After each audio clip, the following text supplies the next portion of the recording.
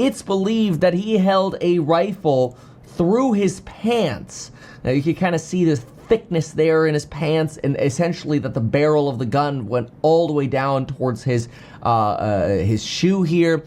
This is not entirely clear. One of them here on the left is AI enhanced, so you're getting kind of potentially a weird fill-in of an up close of the shooter here. This, by the way, take a look at this, which is remarkable. And I'm not trying to pat myself on the back here. I feel like it was obvious, but you can see the shooter running over here, and we suspected that he just basically jumped off over the side of the building, either where he could lower himself down onto some air-conditioned units or just into the grass, because, you know, it's just not that high in some areas. Here, it does look like he takes quite a bit of a fall here. I wouldn't be surprised if he had a little bit of an ankle sprain there. That looks like at least an 8-foot yeet right there. But anyway, he seems to walk just fine after that. There's that parking lot. And this is where he runs towards what we saw on the maps building, towards that ROTC building.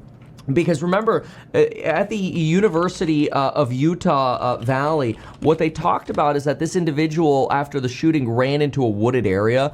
We didn't actually think there were woods that he ran into. We think they just meant, like, literally the trees behind some homes. And it appears, if you look at, again, the area here, and I just help orient you for a moment. Here's the diamond. This is where the Charlie Kirk tent was. Here's our trajectory towards the roof. Remember, in case you don't already remember, this roof, very, very easy to access, either through this grass patch right here, where you could literally walk onto the roof. This was where we originally suspected the shooter was. It turned out that the easier option here was literally just to use this staircase, which we also said was a possibility, to use this staircase to walk up to this sort of mezzanine level over here, step over essentially a little 1-foot barrier here, and then you're on the flat roof right here, where you could post up and take your shot. Which would give you a perfect sort of line of sight here. But anyway, what we see in the video is the suspect then run behind the building here, and essentially appear in this area where he then lowers himself. So let's go ahead and get another little angle here. There you go. This is where the suspect then lowers himself and is able to run into, again, what the FBI had first called a wooded area.